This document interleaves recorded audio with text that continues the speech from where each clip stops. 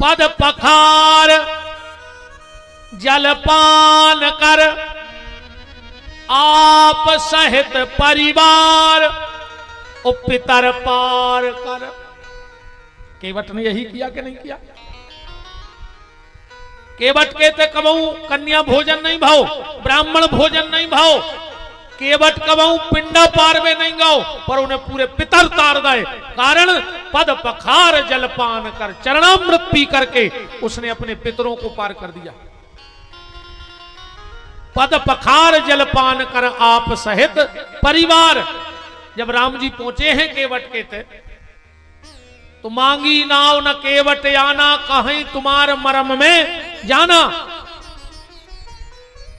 केवट आया लक्ष्य, हम उस कथा में नहीं जा रहे, वो तो भाव आ गया तो एक शब्द कह दे, केवट चरित्र में नहीं जा रहे, पर अब घाट पे आए हैं तो पार तो करना ही पर है। जब हम राम जी को पार कर हैं कथा में, जब राम जी अपन सबको पार कर हैं, नहीं कर हैं, अपने पितरों को पार कर हैं। लक्ष्मण जी बोले कि केवट राम जी को नाव पे बैठा ले, बोलो मालक तरनी मुनि घरनी हुई जाई। मालक हम गरीब आदमी हैं, हम नाव पे नहीं बैठा। में बोले काय का कह रहे हो केवट राम जी से कि मेरी छोटी सी है नाव, तुम्हारे जादू भरे पांव, मोहे डर लागे राम, कैसे बिठा लूं तुम्हें नाव में। मेरी छोटी सी है नाव, तुम्हारे जादू भरे पांव, मोहे डर लागे राम, कैसे बिठा लूं तुम्हें नाव में। मेरी छोटी सी है नाव, तुम्हारे जादू भरे पांव, मुझे डर लागे राम, कैसे बिठा लूं तुम्हें नाव में। मेरी छोटी सी है नाव, तुम्हारे जादू भरे पांव, मोहे डर लागे राम, कैसे बिठा लूं तुम्हें नाव में। लक्ष्मण जी बोले काय केवट कह रहे हो मालक, जब पत्थर से कर दई नारी, जब पत्थर से कर दई नारी, जाहे लकड़ी की नाव हमारी, जाहे लकड़ी की नाव हमारी। मेरा छोटा सा रोजगार, पालूं अपना परिवार, कैसे बैठा लूं तुम्हें नाव में। राम कैसे बिठा लूं तुम्हें नाव में। लक्ष्मण जी बोले रे तुम्हें डर का है? केवट बोलो हमने सुनी है कि इनको पत्थरा पे पांव परो सुनारी बन गई, और हम गरीब आदमी कहूं हमारे नाव पे पांव धरो घरवारी बन गई तो। लक्ष्मण जी बोले सोरे ते दो राखली की दिक्कत क्या है? केवट कह रहा है कि नारी न बन जाए नाव की, धूरा धोवाले पहले पांव, के नारी न बन जाए नाव की, नाव की, नाव की, धूरा धोवाले पहले पांव। लक्ष्मण जी बोले दो राखली को दिक्कत का है? एक घरे बनी रहे, एक नाव पर काम करवाते रहे। केवट बोलो मालक हैं तो गरीब, उतने पढ़े लिखे नहीं है, मनो एक से एक बाबों को हमने नाव में बैठा रो है, सो सत्संग हमने खूब करो है। बोले मतलब? केवट बोलो मालक एक ही ना को दम कर राखे, और दूजी को फिर कौन समारे। एक ही तो नाक में दम करे, तुम करे दूसरी राख ले। के चित्र के तू घर नारी हजारा, और देविस पुत्र मारे ते डारा। और केवट बोले मालक नाराज ने हो तो एक बात कहें। बोले कहा बोले राम जी से कह रहा हो आप कि तुम्हारे भैया लक्ष्मण हमसे कह रहे 2 राख ले। सो केवट बोलो मालक के राम कहत मोरे डर भारी और राम तुम्हारे 3 मतारी। तुम्हारे बाप ने 3 करी सो तुम जे फिर रहे और हमसे कह रहा है 2 राख ले, हमारे मोड़ी मोड़ा कहां फिर। अब वो सही भी कह रहा हूं नहीं कह रहा हूं कि राम कहत मोरे डर भारी और राम तुम्हारे 3 मतारी कि दशरथ के कई ब्याह न लाते तो कहो राम कैसे बने आते। सो मोह पे कृपा करो भगवाना। और गोस्वामी जी ने लिख दिया काहे तुम्हार मरम में जान। बहुत लंबो है, भगवान करे हमको नोंदना सुना दे तुम्हें जब चौपाई के लिए काहे तुम्हार मरम में जाना। 9 दिन की कथा भूल सकत हम इतनी, पर अपन हो तो पार करने मेन मेन बातों से चल गई अपन। लक्ष्मण जी बोले कि तो बिना पांव धोए ने करो पार। केवट बोलो मोहे राव राव रेयान दशरथ शपथ सब साची कहो। हम दशरथ जी की कसम खा रहे बिना पांव धोए तूने चढ़े नाव पे। लक्ष्मण जी बोले हट, छोटा सा आदमी हमारे बाप नु जा रहा हो, मार के फेंक दे। लक्ष्मण जी ने निकारो बाण और जोत तानो। केवट बोलो दम हो तो मारो मारो। लक्ष्मण जी बोले कारे तो मारे में डर नहीं लग रहा हो। केवट बोलो यहां से मौका कबे जो रहे मालक कि राम जी सामने, सीता जी सामने, गंगा को घाट, वो लक्ष्मण जी से संत के हाथ से मर जाए। यहां सो संजोग कबाऊ ने जोर। वो केवट बोलो मालक एक बात और बताओ। बोले का? बोले हमारे बाल बच्चे हैं राई राई से तनक तनक से, हम जैसे मर गए हैं तो इतने तो तुम्हारे घर के संस्कार कहा है कि हमें ऐसा ही छोड़ के तो भागने दिया। कम से कम लकड़ियां खट्टी करवा हो, हमारी अर्थी बने हो। लक्ष्मण जी बोले तो करवा दे। तो केवट बोला हमारे मोड़ी मोड़ा तो हमें 1.5 बेत जाके सो आगे भी तुम्हारी को लगाने पर। अब केवट बोलो जा तो तुम जानते हो क्योंकि जे को आगी लगाओ वो ही मूड़ मुड़वाओ। अच्छा, मुड़ने का मतलब पता है क्या है? हमारे यहाँ नियम है कि घर में कोई गमी हो तो परिवार के मुड़ जाते हैं। मुड़ गए मतलब जो ने हथुरे के बाहर मुड़वा कर फेंकवा दे अकेले। मुड़ने का मतलब है कि अब तुम ही मुड़ जा। ये तो जीवन भर माया में विदे विदे मर ही गए, तुम ही मुड़ जा भगवान की तरफ, तुम ही मुड़ जा। स्वादमी बाहर से मुड़ जात और भीतर से पटवारी को ढूंढ के बंदी से जुड़ जात। सीताराम। बाहर से मुड़ पाओ चाहे न मुड़ो, पर भीतर से भगवान के भजन की तरफ मुड़ जाओ। केवट बोलो मालक जे को आगी लगा तो वही मूड मुड़वाऊ, और जे को मूड मुड़वाऊ तो वही शक्कर गलवाऊ। राम लक्ष्मण ने सोची इसको तो भारी फायदा है, सो बाण जा को तो धर दो। राम जी बोले का होगा केवट? तो केवट का कह रहा है राम जी से कि मालक समझा ले तुम्हारे भज जाए के भैया लखन तुम्हारे त्योड़ी चढ़ा रहे हैं और सारंग के सहारे हमको डरा रहे हैं। सरकार जी तुम्हारे भैया में ठकरासी बता रहे अपनी। वो केवट का कह रहा हो कि माना के अयोध्या के मुकुट की धाक है, सरयू नहीं है लेकिन जो गंगा को घाट है। तुम्हारी उते चलत हो जलमड़दारी ठकरासी, पर जो गंगा को घाट आए के माना की अयोध्या के मुकुट की धाक है, सरयू नहीं है लेकिन गंगा का घाट है। और केवट बोलो मालक आज हमारे 2 ही हाथ में लड़ुआ है। बोले कैसे? के मारो या नाथ तारो, के तो तुम्हारे हाथों आज मारे हैं और ना तार है। फायदापन हो 2 ही तरफ है के मारो या नाथ तारो, है आज मेरी बारी।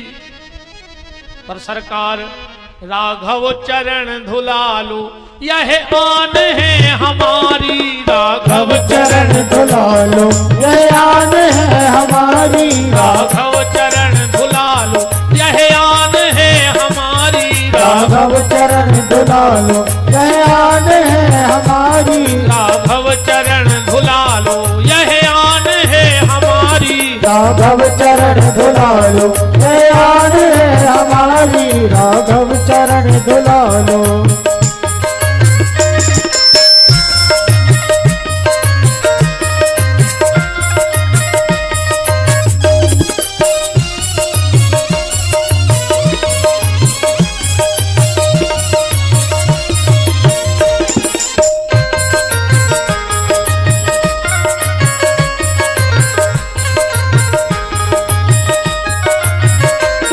राघव चरण धुलालो, यह आन है हमारी। राघव चरण धुलालो, यह आन है हमारी। लक्ष्मण जी बोले केवट तुम जल्दी पांव धो ले। केवट बोलो कि हम ऐसे न धो हैं। बोले फिर? बोले राम जी कहे हमसे कि हमारे पांव धो। लक्ष्मण जी बोले यार तुमका बिल्कुल ही पागल हो गया, तुम समझ रहे वे कुआं है। केवट बोलो कुआं है। बोले वे भगवान यहाँ है। केवट बोलो सो हुन्य मनो अबे अटकी तो हमसे है।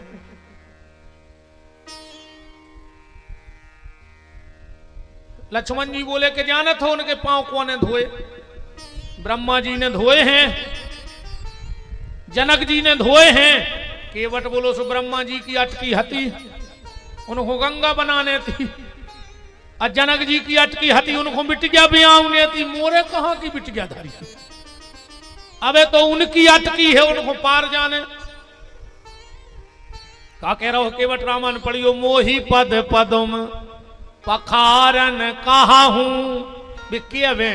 मोही पद पदम पखारन कहा हूं। तो राम जी को कहने परी के बेगियान जल पाओ पखारू। जल्दी कर ली केवट। लक्ष्मण जी बोले अब उन्हें कह दई अब धो पाओ। केवट बोलो मालक तन्ना घर बारी खोल लो वाले यहाँ बा घर ही बैठी। बोले काय? बोले पूरो दिमाग कोई को आए। कभी तबली में लिखो तुलसीदास जी ने बड़ा अच्छा। केवट गाओ पांव धोए। गोस्वामी जी ने लिखा अति आनंद उमंग अनुरागा, चरण सरोज पखारन लागा। पांव धो गए। लक्ष्मण जी बोले अब बैठा रो नाव में। केवट बोलो मालक तुम आओ, चौथो नंबर है। चौथो नंबर, 4 नंबर की सीट मिली तुम्हें। लक्ष्मण जी बोले 1 नंबर को टिकट कौन को है? केवट बोलो पद पखार जल पान कर आप। केवट बोलो पहलो नंबर हम आओ है, हम तर गए आ जाइए। हम तो हो गए पार, राम जी हो चाहे हमने उनके चरण धो के पी लाए। सो पहलो नंबर अपनो। बोले फिर? बोले सहित परिवार पूरे मोड़ी मोड़ो पिया था और उन्हें चरणामृत। अब बोले तीसरो बोले पितर पार कर। केवट बोलो काय लक्ष्मण जी तुम पढ़े लिखे हो? लक्ष्मण जी बोले कि वर का हम यह करें वशिष्ठ कॉलेज से पीएचडी करे हैं। केवट बोलो तो तन्ना एक काम करो। बोले का? बोले हम तन्ना गंगा में हो रहे हैं ठाणे, सो हम अपने पितरों को दे रहे हैं पानी, तुम तन्नक मंत्र बोल दी। अब लक्ष्मण जी ने सोची मंत्र नहीं बोल रहा है तो जो कहे पढ़े लिखे नहीं है। अरे कहूं मंत्र बोल रहा है, बताओ जी को पानी दे लक्ष्मण दुआएं जी के पितरों को। वो की गति ने बन कबाऊ रे। पढ़े लिखों के सामने भी बिना पढ़े लिखे आगे रहते। अब केवट तो बिल्कुल ऊंठा छापिया है। लक्ष्मण जी पीएचडी करें, मनोज केवट के आगे बुद्धि नहीं चल रही लक्ष्मण जी की। भगवान के भक्त के आगे पर भगवान की नहीं चले, ये तो लक्ष्मण जी आए। हाँ देखो एक बात कहें, प्रैक्टिकली जीवन और थ्योरी को जीवन बहुत अलग है। किताबों को ज्ञान अलग है और अनुभव को ज्ञान अलग है। अब जैसे मान चलो तुम्हारे गांव को कोनो लड़का जाए बंबई, और कृषि पे पीएचडी करे आवे और खेत की मेड़ में करूंगा उन्हें हुए और उते वो पढ़ा दो कि 25 दिन में फलानी फसल आ जाती। अब वो तो 25 ही दिन पढ़ के आओ कि 25वें दिन कटवानी है, थ्रेसर करवानी है। अब बीज जमीन कैसी है वो पे भी तो असर करत है। हराई जमीन है कि गरई जमीन है कि उथली जमीन है कि ऊंचाई पे तो कौन भाई फसल इतने 25 दिन में आवे, कभी इतने से 2 किलोमीटर दूर जाके खेती हराई होए तो 18 दिन में आ जाए। अब वो पढ़ के आओ 25 दिन, सुबह तो 25 दिन में धरवा दे धमाक के कासो ने और जो ने किसानी करी शुरू से वो बिल्कुल पढ़ो लिखो ने मनोखवान भाव है। तो कभी कभी प्रैक्टिकली जीवन बहुत अच्छा होता, थ्योरी को नहीं हुए। कछु पढ़ाई लिख जाए सो ऐसे हो जाए। सुनो एक गरीब मताई ने रे देखो पढ़े लिखे बता रहे जो ये किताबी कीड़ा रहे थे इनको उसका अनुभव नहीं है ज्यादा, जो जितना पढ़े लिख जाए बुच्च से हो जाते रे। जितना ज्यादा पढ़ो लिखो वो यहाँ सो फिर जैसे कुछ न बचो हो। हाँ मुंह से फिरत रे वो तो बगयानो सो ज्यादा पढ़े लिखे भी अरे भी तो अपन अच्छे रे बिना पढ़े लिखे ना ज्यादा पढ़े लिखे ऊंचा नहीं फिरत भी ने उनको बात कर भी मैं ऊंचा ही लगाता अपन से भी ज्यादा बोल इतने धीरे से बोले खाना खा लेंगे खिलेंगे अब का कुछ कर कह रहे खा लेंगे कि खा लो का बहुत ही खतरनाक भूत है। एक गरीब मताई ने रे अपने मोड़ा को पाल लो पोस लो बड़ो कर इंजीनियर बना लो बोरा बाहर। अब वो 10 साल बाद आओ गांव में, अब इंजीनियर साहब को बात करवे की टुन नहीं अलग हो गई को सीधे ही ने बताया। एक दिन का भाव मताई ने सवेरे सवेरे गोबर को लाओ पोछा पोता और पोत के यारिया में धर दो देलान पोत के लीप के। अब इंजीनियर साहब उठे सवेरे, इनकी नजर गई, इनने सोची यार इतने ऊपर गैया ने गोबर कैसे करो बच्चे। अब देखो इंजीनियर को दिमाग का ठनक रहा वो तुरंत गाओ कमरा में सो इंची टेप ने कारो सो अरिया नापी वो गज्जा की अरिया 7 फुट की। इन्हें सोची लगा था कोनो गांव की गज्जा आई हुज्जे सो रात में पूरे गांव के सो गए जो गांव भर की सारों में पड़ो फिरे इंची टेप लाए। इन्हें सोची जा तो हम खोज कर कि 7 फुट ऊपर अरिया में गैया गोबर कैसे कर सका और अगर जा हमने खोज कर ली तो हमारा नाव हो जाए पूरे में। इन्हें 2 दिन रोटी नहीं खाई। मताई ने कही बेटा हो का गाओ तुम का जानो बिना पढ़ी लिखी हमें खोज कर रहे हैं। तो मताई ने सोची सही में हो जाए वहां पर बिना पढ़े लिखे। 3 दिन हो गए। एक दिन मताई ने फिर कही कि बेटा रोटी खा ले। अच्छा आदमी गुस्सा में नहीं कहते तुम ज्यादा होशियार हो तो तुम बताओ। तो लड़का मताई से बोलो कि जब हमारा दिमाग चल नहीं रहा और तुम होशियारी बता रही बताओ उत्ते ऊपर गज्जा ने गोबर कैसे करो। मताई बोली वो बैग ले आओ ये मैं इंजीनियरिंग को सामान धारे। बोले काय बोले ऊपर डारो मट्टी को तेल लगा दे लो घर क्या कल से चलो सुबह आई के पत्ता टोरी को। ऐसी पढ़ाई का काम किया। तो केवट पूरे परिवार को पार कर गया, पितरों को पितर पार कर। अब यहां एक बात देखना केवट ने पूरे पितरों को पार कैसे कर दिया। खाली भगवान के चरणामृत से किया कि नहीं किया। और कोई तो वहां पिंडदान हुआ नहीं, पूजा हुई नहीं, गया जी गया नहीं। तो मेरा भी आप सबसे हाथ जोड़ के निवेदन है कि अब जितने दिन पितर पक्ष के बचे हैं और तुम्हें लगता है कि तुम्हारे पितरों का उद्धार हो, तुम्हारी आने वाली संतान सुखी रहे, तो आज से ही शाम को मंदिर जाओ और पुजारी जी से चरणामृत लेके अपना गोत्र का नाम और अपने पितरों का नाम लेके उस चरणामृत को पियो। माताएं आप भी जाओ, मंदिर जाया करो। कई आदमी कहते अब हमारे घर की बहुएं बिटियां मंदिर नहीं जाए, आए अब तुम्हारे इज्जत वारे नहीं, ऐसे नहीं जाए। हमें जा बताओ रे मंदिर जावे तुम्हें इज्जत दिखा रही। अजब ब्याह होते सो तुम 2 ही हाथ बांधे रोड के बगल में निगत जा रहे, अब पूरे घर के रोड पे ठाणे बम कट जा रहे। जब तुमने नाक कहां धर दी थी भाई इज्जत की, हमें तो बा बता दे। अगर तुम इतने इज्जतदार हते तो इतना रोड पे नहीं ललकार सके घर की बंगो बिटियों कि पूरे सियाने रिश्तेदार सब निगत जा रहे रोड पे हो, अब पूरे घर के बम कट जा रहे। जब कहां गई थी तुम्हारी इज्जत? श्री सीताराम जी महाराज की के जीते जी यह जग का नाता, इसके बाद न कोई निभाता, अंत समय में आता काम। श्री राम जय राम जय जय राम, श्री राम जय राम जय जय राम, श्री राम जय राम जय जय राम, श्री राम जय राम जय जय राम। हरि बोल।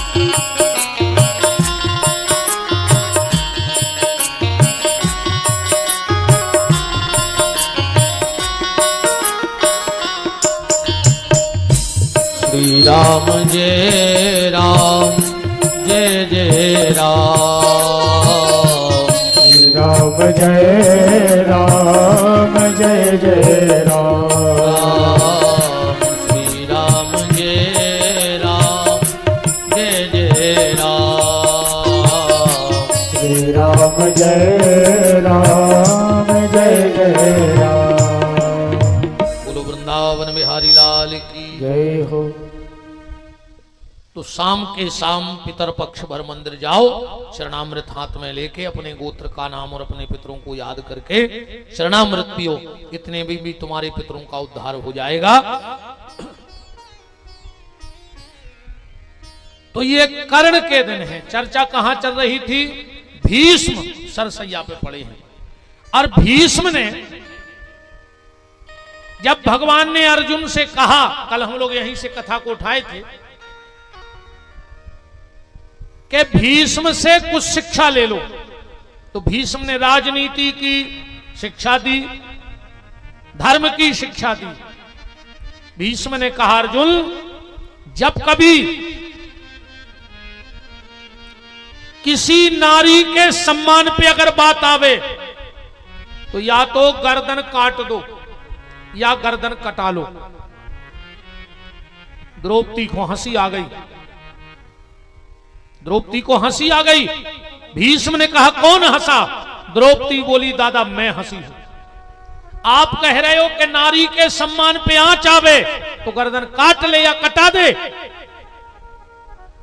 जिस वक्त वो दुर्योधन दुशासन को आदेश दे रहा था कि द्रौपदी को नग्न करके मेरी जंघा पर बिठा, उस वक्त आप भी तो बैठे थे वहां। पर उपदेश कुशल बहु तोरे, दूसरों को उपदेश दे रहे। तुम्हें दादा एक बार भी शर्म न लगी उस वक्त? तुम एक बार भी उठ के दुर्योधन से ना कह पाए कि दुर्योधन अरे मैं तो तुम्हारे घर की बहू थी। ये काम तो राक्षस से राक्षस भी नहीं करेगा कि भरी सभा में किसी नारी को नग्न करके अपनी जंघा पे बिठाएगा। और आप घर की बहू का तमाशा बनते देखते रहे। भीष्म की आंखों में आंसू आ गए। कहा बेटी द्रौपदी, उस वक्त मैंने दुर्योधन का अन्न खा लिया था और जैसा खाओ अन्न वैसा रहे मन, जैसी हो संगत वैसी जीवन की हो रंगत, और जैसा पियो पानी वैसी बोलो बानी। अच्छे कहावत और चलती है, पानी पियो छान के और गुरु बनाओ जान के। ऐसा ही है कहावत। कितने जने मानत जब बात, हाथ तो उठाओ। पानी पियो छान के गुरु बनाओ जान के, कितने जने मानत हो? एक पे कब हल्ले जो थे इम झिरी के नरदा में से जी, और जे बेर के मैं उतनी बेर छानो इनको पियाओ को पी रहा हूं। इन्हें कहिए कि पानी पियो छान के। तुम 1000 बार छनवा हम छनवा रहे को पी है, अब हाथ उठाओ नरदा को पानी। तुम्हारे अब भाई कह रहे थे कि पानी पियो छान के, तुम तुम्हारी बात पे अड़े नहीं रहे। एक पलटो, पानी पियो जान के है पीवे लायक के नैया, और गुरु बनाओ छान के है बनावे लायक के नैया। चाहे देखो न लूम जाओ के कोनो हम कहीं दाढ़ी वारो आओ सुलाई नारियल बैठाड़े कहीं तुम तो दीक्षा दे आई दे, ऐसे न पकड़ ले आएंगे। पहले छानो गुरु को कि हमारे लायक इनमें है बाबा जी, खुद भजन करत हैं, अच्छी गली चल रहा है कि दूसरों को ज्ञान चपूल रहा है। तो गुरु बनाओ जान के और पानी पियो छान के। सही है ऐसी माई या तो तुम्हारा भी है। पानी पियो जान के और गुरु बनाओ छान के।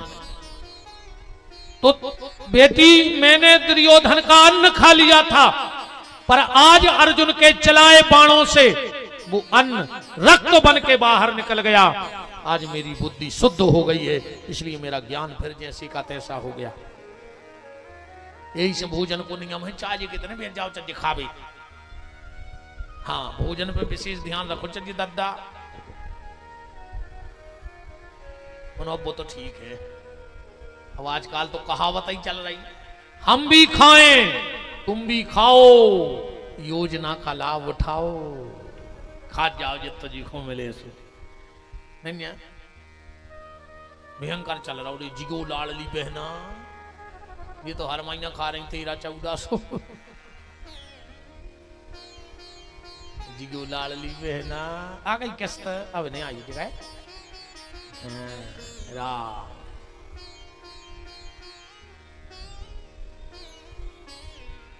भगवान बोले द्रौपदी सुनो तो, अब जिस वक्त दुर्योधन ने तुम्हें नग्न करने की आज्ञा दी, ये तुम्हारे 5 पति तो नीचे को सिर डाल गए, पर मैंने उस वक्त प्रतिज्ञा की थी, मैं अगर द्रौपदी का भाई हूं तो जितने सभा में द्रौपदी को नग्न देखने के लिए बैठे हैं, अगर मैंने सबको नंगा ना किया तो मैं द्रौपदी का भाई कृष्ण नहीं हूं। द्रौपदी बोली कन्हैया फिर तुमने इन सबको नंगे करे को रहो? बोले हाँ। बोले कबे? भगवान बोले सुन ली। तो कथा बोल रहे हम चेयरमैन महाभारत से, इसे बता दे तुम्हारे संख्या ने हो जाए, लिख लियो चेयरमैन महाभारत। पांडवों को वनवास होगा जुआ खेलवे के बाद। बलराम ने अपनी बिटिया की शादी तय कर दी थी पांडवों के परिवार में। जब जुआ ने खेलो तो फिर खेल गया जुआ। एक दिन भगवान बोले कि दाऊ छाई सगाई अच्छी नहीं हुई, न हो तो अब शादी कर दे। बलराम जी बोले अब उन भिख मंगों के कर हैं हम ब्याह, वे फरारी में फिर रहे, उनके खुद के खावे को ठिकानो नहीं है, तो कहां कर होते हैं शादी। बलराम जी बोले हम अपनी बिटिया की शादी करे हैं दुर्योधन के पुत्र लक्ष्मण के संग। दुर्योधन के पुत्र को लक्ष्मण ना हो तो, पत्नी को ना हो तो भानुमति। भगवान ने कही तुम कराई ले, हमें भी तो न लीला करने हैं। बलराम ने रिश्तो पहुंचा दो, पक्की हो गई, भावर सुध गई, कार्ड बट गए। वो कार्ड पहुंचो सुभद्रा के, और इस सुभद्रा ने कही जो तो जाति अपमान आए, दुनिया में सबसे बड़ा अपमान होते जाति अपमान। सुभद्रा ने रथ नाव अपने लड़काए बैठा रो, वो जंगल जा रही है, पांडवों को बतावे कि जोन शादी अपने ते तय भाई थी बाबू ते हो रही। बीच में पड़त तो हिडंबा को बगीचा, हिडंबा को आए भीम की पत्नी, घटोत्कच की मां, और घटोत्कच कोई बेटा आए बर्बरीक, जो अब खाटू श्याम के ते पूजा हो रही है। जो घटोत्कच को बेटा आए बर्बरीक, ज्योत्सनापुर की राजकुमारी से घटोत्कच को ब्याह भाव। सुभद्रा ने घटोत्कच और हिडंबा के बगीचा पे हुरत चढ़ा दो। घटोत्कच ने सुभद्रा के लड़का को मार डालो। सुभद्रा अमृत संजीवनी जानती भगवान ने दी थी, उन्हें अपने लड़का जिंदा कर लो। ये ने घटोत्कच को मार दो रे। हिडंबा आ गई, वह जोर जोर से रोने लगी, अगर इस वक्त मेरा पति भीम होता तो मैं अपने बेटे घटोत्कच की हत्या का बदला लेती। सुभद्रा बोली कि तुम्हारा पति भीम? बोले हाँ, हम भीम की पत्नी। तो सुभद्रा बोली हम अर्जुन की पत्नी, लड़का है खुराइया पंत देवरानी जेठानी आंदो। सुभद्रा ने जिंदा कर दो घटोत्कच को। घटोत्कच ने पांव परे कि लगो काकी कहां जा रही? बोले बेटा तुम्हारे ये भैया की शादी उते तय हो गई, अब हो नहीं रही, से तुम्हारे पिताजी को बताया है। घटोत्कच बोलो कि काकी पिताजी हरे पहले से भावई के मारे चपेटे फिर रहे, और तुम एक नई टेंशन दे और जा रही। बोले फिर? बोले तुम्हें ब्याह करने हो मोड़ी के संग तुम्हारे लड़का को। बोले हाँ। बोले हम उठा ले आ रहा है, सो कर लेते हो जंगल में। पिताजी हरो पता ही नहीं पा रहे। घटोत्कच गौरे सु बलराम की बिटिया को हरण कर ले आओ, सुभद्रा को दे दो, तुम ब्याह करो। जो कह लोगों का कि हमारा हम तनौते को निपटवा दें अब दुर्योधन को। जो गौ सो नकली बहू बन के बैठ गौ। अब जब जो नकली बहू बनो रे सो भावरों में बैठ गौ। सो जो बैठो बैठो वो लक्ष्मण को चेट गया ले देवे। अब जो तो तमाशो बनो बैठो ही तो। अब वो लक्ष्मण ये सो हुए। कृपाचार्य जी बोले लक्ष्मण क्या है? अब जो बता नहीं पा रहा हमें बहू नोच रही। अच्छा आजकल कहते हैं आजकल के बच्चा मॉडर्न है, फैशनेबल है। कितना मॉडर्न बच्चा हो, कितना फैशनेबल। जैसे जयमाला पे बैठी हो दो कुर्सी पे, कहूँ बहू लोच देवे तो का वो लड़का कहते कि दादाजी हमें लोच रखेंगे। बताओ कितना फैशनेबल हो, लोच में की कहते नहीं कह सका। जो बैठो बैठो चेट गया ले देवे। कहूँ कहूँ भारी मजा बनाती है। बताए मजाक नहीं उड़ा रहे हम। भगवान अब तो देखो सबको ऐसा रहते। एक आदमी के बिटिया भाई रे बाहती तना हकलू। अब बाप तो बाप उतरे हो, चिंता लग गई कि मोड़ी को ब्याह कहाँ करें, हकलात है। सुनो खूब दूर ब्याह तय करो को पता ही ना पारे। और मोड़ी से कह रही कि बेटा तोरे हाथ जोड़े जो विदा न हो जाए, भाव ने पर जाए, तू बोल के भर भाव रे भर पर जाए फिर देख भी। अब कछ नहीं रे बात हो गई। अब मोड़ी बैठी मड़वा में, बगल में दूल्हा बैठो। एक भारी बड़ी मूड़ को चीटा निगते आ रहा हो तो सो मोड़ी ने देख लाओ। अब वो निगते आओ निगते आओ निगते आओ। दूल्हा के कोट पे हो, पेंट पे हो, कोट पे हो, कॉलर के यहाँ गाओ बिल्कुल चीटा। अब देखत रही। अब उन्हें सोची अब क्या करें, बोल रहा है स्वभाव है नहीं बोल रहा है। एकदम बैठी बैठी क्या लगी ए तीता, ए तीता। और ये सब ने कही मोड़ी तो हकल हुआ है। सो जैसा ही मोड़ी ने कही ए तीता, लड़का बोलो तो तुम्हें तातन ने हमें तात है। अरे बोले वो भी ऐसा ही है, तो बन गई जोड़ी। सीताराम जी महाराज की तेरे जो बैठो बैठो चेट गया ले मेरी। लक्ष्मण ने कही गुरुजी जल्दी करो, भाव ने जल्दी पारो। दो ही उठ के खड़े हो गए। अच्छा पहले अपने ते भावरों में 4 भावरों में बिटिया आंगे नंगत है और 3 भावरों में लड़का आंगे नंगत है। अपने तो नियम है जो ऐसो काय हो। और अपने ते 4 भावरों के बाद गांठ जरूरत है। शुरू में गांठ नहीं जुड़ जात मड़वा में, पहले 4 भाव ने बिना गांठ के चली हैं और फिर गांठ जुड़ है। जो चलो है राजा रघु के समय से। जब राजा रघु को जन्म, बहुत जल्दी जल्दी बताएं दे रहे हम बात जा। राजा रघु को जन्म भाव और रघु की बनवाई गई कुंडली, ब्राह्मणों से दिखवाई गई। ब्राह्मणों ने कह दी ये कुंडली में लिखो है कि जोंदना राजा रघु की 7वीं भार पर है और रघु मार जे तुरंत मड़वा में। अब रघु को ब्याह नहीं हो रहा। एक दिन वशिष्ठ जी ने पूछी महाराज दिलीप से कि दिलीप लड़का की उम्र खिंच रही और तुम ब्याह नहीं कर रहे। बोले गुरुजी जाधरी कुंडली में लिखो है कि 7वीं भाव पर है और रघु मर जाए। रघु बोले हमें देव तुम्हारा लड़का, हम कर हैं शादी, हम देखत कैसे मर रहा हो। जंगल में लुआ गए रघु को वशिष्ठ, शादी तय भाई, बैठे पूजा पाठ भाई। बोले खड़े हो जाओ, 2 जने भाव पढ़ने। राजा रघु आगे होने लगे, बोले नहीं तुम पीछे हो, पत्नी को आगे करो। 4 भावरे परवाई। बोले अब बैठ जाओ। सबसे पहली बार अपने सनातन धर्म में गांठ जुड़ी, कौन की? रघु की और रघु की पत्नी की। और गांठ कौन जोड़ी? वशिष्ठ ऋषि ने। आज भी अपने ते नियम है कि ग्रंथि बंधन मानदा नहीं करत है कि नहीं करत, जो अपने पूज्य रहते हैं सारों का गांठ नहीं जोड़े, बहनोई भनेज। और एक बात और सुन लो, अगर तुम अपने माता पिता या पूर्वजों की श्राद्ध कर रहे हो, तुम लाखों लोगों को जिमा देना, पर अगर श्राद्ध में तुम्हारा भांजा नहीं आया है तो तुम्हें श्राद्ध का एक चावल के बराबर भी फल नहीं है। कोऊ खा जाए तुम्हारे घरे, श्राद्ध का सबसे बड़ा नियम है अगर तुमने श्राद्ध की है तो भांजे को भोजन जरूर होना चाहिए। और अगर भानेज ने भोजन नहीं करे तो तुम श्राद्ध करी ना, कोई मतलब नहीं है। वो तो तुमने बुझत आगी में सा कर लिया, रगड़ दो। बताओ आगी बुझी धरी, तुम कितना हवन डारे आओ में हो कर आओ।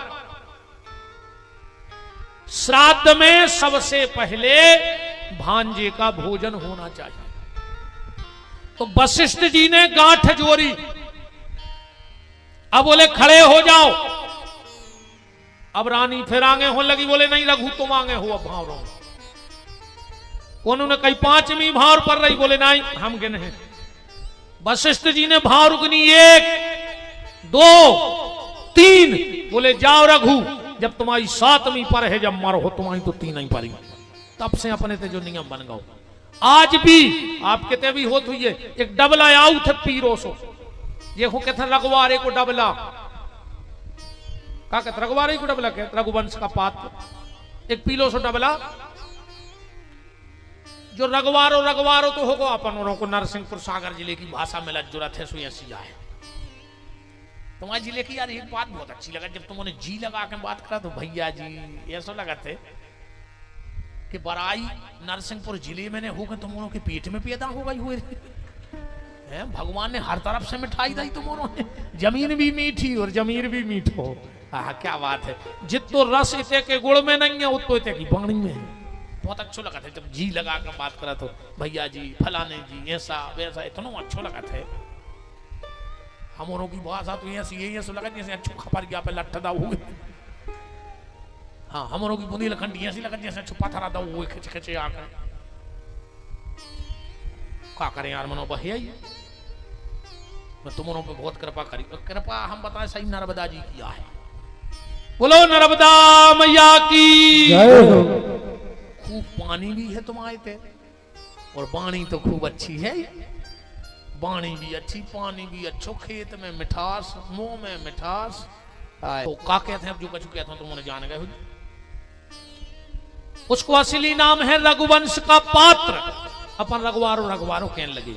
जा रघुवंश की परंपरा है। आज भी जो जानमकार पंडित जी हरे रहते हैं भावरे परवाऊ, बे भावर बाद में निगात, पहले वो डबला हर भावर में घुमाऊ थे हवन पे। ये भावर पर उतने भी डबला घूमे हैं।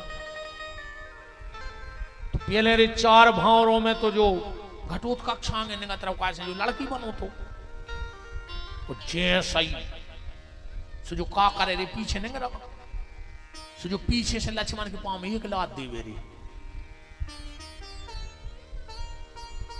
अच्छा इन्हें का करो तो एक सिस्टम और बनाओ तो इन्हें उतर जाके घटोत्कच ने इन्हें गांव के बाहर एक माया को बाजार बनाओ द्वारका में। अब बारात में हर गांव में चाहे मझिरी हुए क्या कहूं हुए 2-4 आदमी रहते हैं। कई कहा बारात नहीं चल रहा है, कहने लगे तुम चलो, हम तन्नक मौसम बना के आ रहे हैं। हर गांव में रहते रहे 2-4 मौसम बारी कछु तो तई धारी हुन्ने दादा रहे। अच्छा बारात में उनको ऐसे छीन लियो, मोड़ी वारो हाथ चोरे फिर रहो, कई मालक पंगत हो जाती भैया जी। ले कौन तुम मुझे जानते हो, मैं कौन हूं? कहा सब तो 3 पग पोंगे उनको दिखा रही पंगत। सोने भी कही तो अब ठीक है, फिर कछु बारात ही वाके लगत के दूर से क्या दारू खो रहा है जो भाग गया। अच्छा माए चढ़ाओ चढ़ है और जो निकली उतर जात, पंगतें बंद हो जा सो जो पूरे घर के घेरे फिर थे। फिर जे को जगत दिखा गो कई बड्डे ले आवार कहूं से आंखों से नहीं दिखा रहा हूं, करो बड्डे व्यवस्था न मार जी। और जब वो हाथ जोड़े फिर तो जब करे थे तुम जानते नहीं मैं कौन हूं, बहुत ही खतरनाक हो। तो दुर्योधन की बारात में भी कछु चले गए, कोई बाजार में पहुंच गए। जोन घटोत्कच ने माया को बनाओ तो बोले जब तलवार कितने की है, बोले जो बेच बेवारो बाजार नहीं, बोले फिर बोले जो बारात के स्वागत को बाजार आए, पुराना सामान दे दो नया ले लो। वो रे बारातियों ने सोची ऐसी जानते तुरे पूरा कबाड़ उठा लिया आउते, पुरानो धर देते ना ले जाते। अब जितो है वो तो बदला ही ले, सो सब ने कपड़ा बदल रहा है, तलवारें बदल रही है, टिपटाप होकर दुर्योधन के पहुंचे। दुर्योधन के कारे घर से आए थे भिख मंगा और तुम हमें फेल करें। एक बोलो साहब समधी हो तो तुम आज यहाँ सो कैसो। ऐसी वीआईपी व्यवस्था करी है बारात की कि पुरानो सामान दो नाव ले। दुर्योधन ने सोची यार जब सब आइसक्रीम खा रहे तो दूल्हा को पापा काय खुले जाए फिर स्वागत में। सो दुर्योधन भी गौरी सो कपड़ा बदले आओ, तलवार बदले आओ, अब भी आओ में बैठी सबरी। और जैसा ही घटोत्कच ने लक्ष्मण को लात मारी, जवन की मेरी चुटकी बजा दी घटोत्कच ने। सुबह सबरे पैरे ते माया के कपड़ा, सो सबके गोल। दुर्योधन समधी बैठो सबसे ऊंचो नंग धुड़ंग। मंत्री को बुलाया, बोला इन मूर्खों को समझाओ। और क्यों रे मंत्री तूने कपड़ा क्यों नहीं पहना? मंत्री बोलो साहब तुम खुद ही बैठे बिना कपड़ों के।